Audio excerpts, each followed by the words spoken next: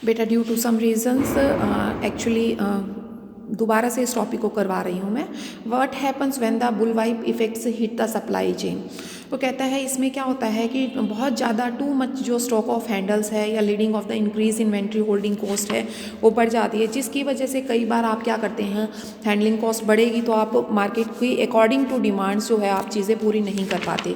कई बार कुछ ऑर्डर्स होते हैं, आपके जो वर्कर्स होते हैं वो कोऑर्डिनेट नहीं कर पाते, जिसकी वजह से आपके जो ऑर्डर होते हैं उनको भी आप कंप्लीट नहीं कर पाते। कुछ आपकी कस्टमर्स की सर्विसेज हैं वो बहुत ही पुअर होती हैं, कुछ आपकी लॉस्ट रिवेन्यूज़ जो होते हैं वो आपके लॉस्ट हो जाते हैं, या कई बार आपकी डिमांड जो फोरकास्ट है उसको आप मिसगाइडेड हो जाती हैं, कई बार आपका जो प्रोडक्ट का शेड्यूल है वो भी आपका मिस हो जाता है। वो कहते हैं सबसे बेस्ट जो one of the non best तरीका है, बेस्ट नॉन तरीका है वो है bull wife effect. Real life अगर एग्जांपल्स हम देखते हैं इसका तो कहते हैं प्रोटेक्टर गैम्बल्स होते हैं इन द 90% जो आपके लॉजिस्टिक्स एग्जीक्यूटिव्स और जो आपके at the P&G face the problem of extreme demands various on the one of the selling brand of Pampers diaper. वो कहते हैं अगर आप देखें तो ये P&G जो आपकी कंपनी है उसमें पैम्पर्स डायपर्स की डिमांड एक्सट्रीमली बहुत ज़्यादा हो गई थी, जो कि आपका बुल वाइप इफेक्ट नज़र आ रहा था। वो कहते हैं प्रोडक्ट्स की जो डिमांड एकदम बहुत ज़्यादा बढ़ जाती है, उस केस में आप क्या करते हैं कि आप प्रॉपरली अपनी सर्विसेज नहीं प्रोवाइड कर पाते, आपकी जो होती है मतलब प्रॉपर आपकी जो रिवेन्यू होती है वो नहीं कर पाते आप, और उसकी वजह से आपके ऑर्डर्स जो हैं वो पूरे नहीं हो पाते हैं। वो कहता है बुल वाइफ इफेक्ट्स का अगर आप एग्जांपल्स देखते हैं तो कहता है एक्चुअल में जो डिमांड फॉर द प्रोडक्ट और जो मटेरियल स्टार्ट किया जाता है कंज्यूमर लेवल पे, वो कहते हैं एक्चुअल डिमांड और द प्रोड्यूसर गेट्स जो होता है destroyed going down the supply chain. वो कहता है हम कह के चलें कि हमारे पास 8 कस्टमर यूनिट में हैं और रिटेलर ऑर्डर 10 आ जाते हैं, तो जो 2 एक्स्ट्रा हैं उनको हम पूरा नहीं कर पाते हैं, जो हमारे एक्स्ट्रा की जो डिमांड्स होती हैं। तो उसकी वजह से क्या होता है कि जो एक्स्ट्रा यूनिट्स हैं हम उनकी डिमांड जब पूरी नहीं कर पाएंगे तो उसकी वजह से बुल वाइप इफेक्ट आपके सामने आता है। जैसे कि फॉर एग्जांपल जब देखो इस डायग्राम को देखो बहुत अच्छी तरह से, वो कहते हैं मान लो कस्टमर्स की डिमांड 8 की है, रिटेलर की 10 है और 20 है, तो इसका मतलब आपको टोटल 40 के आसपास, क्योंकि 30 और 38 40 अगर आप पूरा करते हैं तभी आपकी डिमांड पूरी होगी, लेकिन अगर आप 40 का नहीं दे पाते तो आपकी डिमांड पूरी नहीं हो पाती। वो कहते हैं way to control the effects, इस इफेक्ट्स को कैसे कंट्रोल किया जा सकता है होता है, इसके लिए आपको कुछ मैटिगेटेड जो होते हैं कंट्रोल इफेक्ट्स होते हैं उनको यूज़ करना पड़ता है। जैसे कि आपका है स्ट्रीमलाइंस यू सप्लाई चेन। वो कहता है अपनी सप्लाई चेन को स्ट्रीम करिए, रिड्यूसिंग द नंबर्स ऑफ जो सप्लायर्स हैं या नंबर्स ऑफ जो आपके टायर्स हैं आपकी सप्लाई चेन में, उनको आप कम करिए, उनको कम्युनिकेट करिए, डिक्रीज़ करिए स्विंग्स को, तो उससे क्या होगा जो आपका बुल इफेक्ट्स होगा, बुल वाइफ इफेक्ट होगा वो कम हो जाएगा। दूसरा कहता है ऑप्टिमाइज़ करिए इन्वेंट्री मैनेजमेंट को।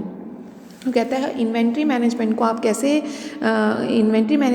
कैसे ऑप्टिमाइज़ करेंगे। वो कहता है आप अपने स्टॉक लेवल को ट्रैक करके, अपने ऑर्डर्स को ट्रैक करके, अपनी डिमांड्स और इन्वेंट्री मैनेजमेंट या जो आपके सॉफ्टवेयर लीड्स करते हैं या मोर एक्चुअल जो आपकी ऑर्डरिंग्स होती हैं उनको सप्लाईज़ को या डिक्रीज़ करके बुल इफेक्ट्स को आप कर सकते हैं।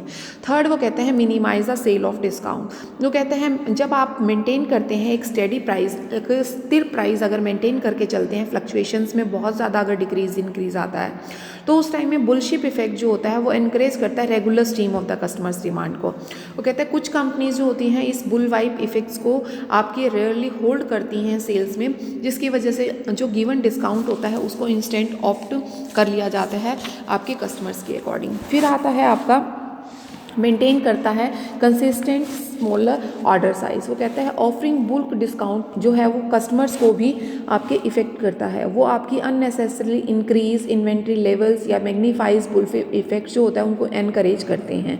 जो order according to customers need लिया जाता है उसको आप डिस्काउंट को आप मेटिगेट करते हैं बुलफिश इफेक्ट की वजह से। एंड द लास्ट आता है आपका foster supply chain communication and collaborations.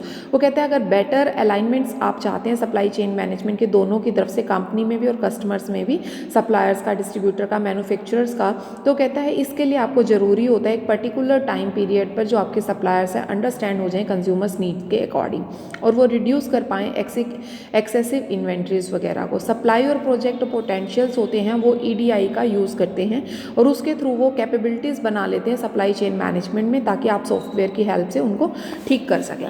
Y to improve the nation क्यों ज़रूरी है? देखो, कोऑर्डिनेशन बहुत ज़रूरी है। अगर आपका टॉप मैनेजमेंट के साथ कोऑर्डिनेशन है तो you get the prior needs, actual needs of the, और फाइनेंस जो आपको हेल्प है वो आपकी मैनेजमेंट से ही होनी है। इसलिए आपको ज़रूरी है कि आप अपनी टॉप मैनेजमेंट के साथ करें, devoting the resource to the coordination. उसके अलावा जो आपके ऑल मैनेजर्स हैं सप्लाई चेन मैनेजमेंट में, उनके सेपरेट एरिया के, चाहे वो कंट्रोल एरिया से हैं, चाहे वो आपकी प्रोडक्शन से हैं, सप्लायर से हैं, कोई भी है, तो कहते हैं उनके साथ भी आपकी प्रॉपर फंक्शनिंग जो है वो मैच होनी चाहिए, उनके बीच में कोऑर्डिनेशन होना ज़रूरी है। वो कहते हैं डिफरेंट टीम जो है वो आपकी मेड अप करती है मेंबर्स को डिफरेंट कंपनीज़ के, और रिस्पॉन्सिबल हो जाती है कोऑर्डिनेशंस या इंप्लीमेंट करती है चेंज ऑफ रिक्वायरमेंट के।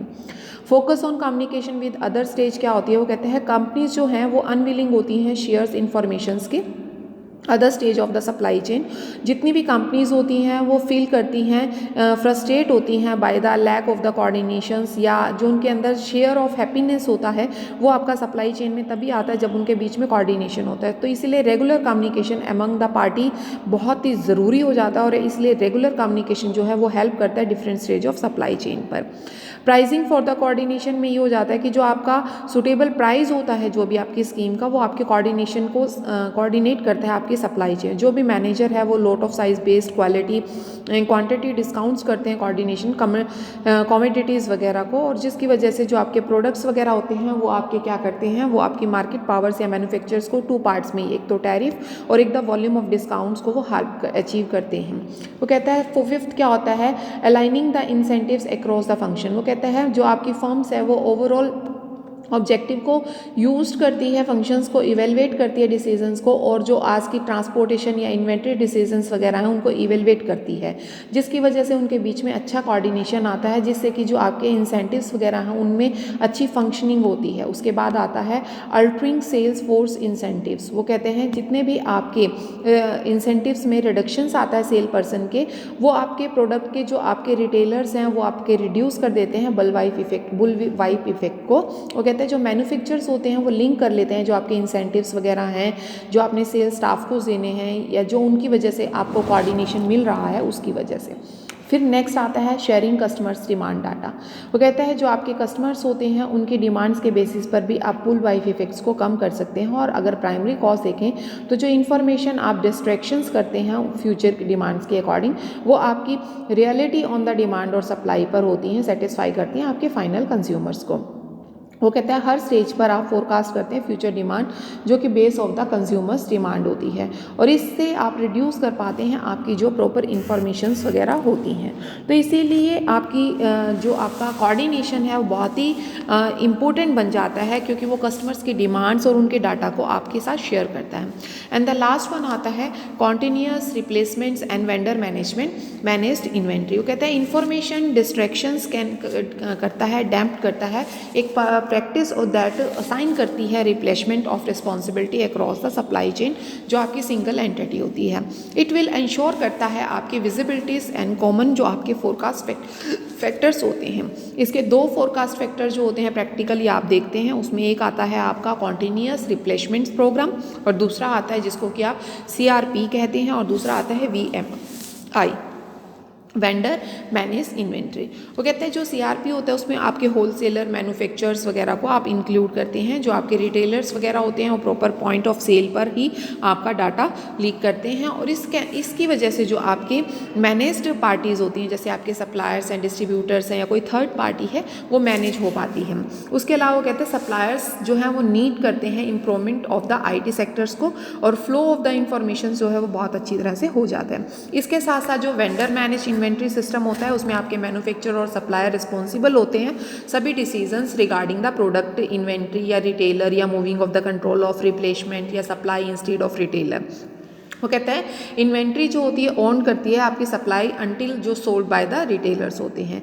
एक्सेसिव इन्फॉर्मेशन जो आप शेयर करते हैं, रिक्वायर करते हैं मैन्युफैक्चर और डिस्ट्रीब्यूशन को, वो मेंटेन करती हैं high degree of visibilities of the goods को।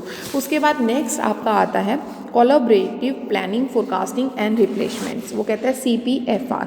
वो कहते हैं बेसिकली प्रोग्रेस होती है कंबाइन और intelligence of the multiple partner in the planning and fulfil करते हैं कस्टमर्स की डिमांड को। उसी के बेसिस पर प्रोसेस होती है आपके सेलर और बायर की, जो कि सप्लाई चेन मैनेजमेंट के नाम से जानी जाती है। वो कहता है इसके अंदर आप बेसिकली फॉलो करते हैं स्ट्रेटेजिक प्लानिंग को, डिमांड और supply of the management access executives जो होते हैं आपके, और एनालाइज करते हैं उनकी प्रॉपर प्रोसेस को। वो कहता है स्ट्रेटेजीज एंड प्लानिंग क्या होती है, इन दिस कोलैबोरेशन एग्रीमेंट्स जो आपके डिफाइन करते हैं या आपके जो बिजनेस के गोल होते हैं वो सेट किए जाते हैं ज्वाइंट बिजनेस प्लान के अकॉर्डिंग। रिस्पॉन्सिबल होते हैं हर चेक पॉइंट या आपके कैलरेशंस प्रोसीजर्स आपके ज्वाइन किए जाते हैं। वो कहता है आइडेंटिफिकेशन जो होती है significant events done the effects of the supply chain होती है, promotional inventory play policy change की जाती है। दूसरा कहता है डिमांड और सप्लाई मैनेजमेंट में क्या आता है कि जो आपका कोलैबोरेटिव सेल फोरकास्ट प्रोजेक्ट्स होते हैं, partner best estimate of the consumers demand जो आपके आते हैं। वो कहता है देन कन्वर्ट करते हैं ऑर्डर प्लान को और डिटरमाइन करते हैं future order of the delivery required based on the sale forecast. वो कहता है तीसरा आपके आते हैं एग्जीक्यूटिव्स क्या होते हैं, कन्वर्ट करते हैं एक्चुअल ऑर्डर को, next steps of the order को प्रिपेयर करते हैं, डिलीवरी, शिपमेंट, रिसीविंग और स्टॉक ऑफ वगैरह को। वो कहते हैं एनालाइज स्टेज इंक्लूड करती है पेंशंस मैनेजमेंट को, और इट इंक्लूड करती है जो आपकी एक्टिविटीज़ हैं या आपकी monetary pre defined out of the bounds हैं या कंडीशंस हैं जो भी हैं वो आपकी उसके बेसिस पे की जाती हैं। एंड अब आता है आपका retailers and events of collaboration. Retail events of the collaboration का मतलब है कि रिटेल की जो इन्वायरमेंट है, चाहे वो आपकी सुपरमार्केट प्रमोशन से रिलेटेड है, चाहे वो आपके रिटेल इवेंट से रिलेटेड सिग्निफिकेंस वगैरह हैं, उनकी प्रॉपर सेटिंग करना, उनको कोलैबोरेशन करना आपके रिटेलर और जो आपके सप्लायर्स होते हैं, और उनकी फोरकास्ट करना, रिप्लेनिश करना जो आपकी प्रमोशनल इफेक्टिवनेस है, उसके बेसिस पर आप क्या करते हैं, उनकी डिमांड के बेसिस पर ही आप सप्लाई चेन करते हैं, और इन सभी तरीक़ों से आप इम्प्रूव कर सकते हैं कोऑर्डिनेशन को। और ये था बेटा आपका चैप्टर। इसके बाद आप नेक्स्ट चैप्टर करवाया जाएगा चैप्टर 4 जो कल करवाया जाएगा। ओके बेटा, गुड बाय।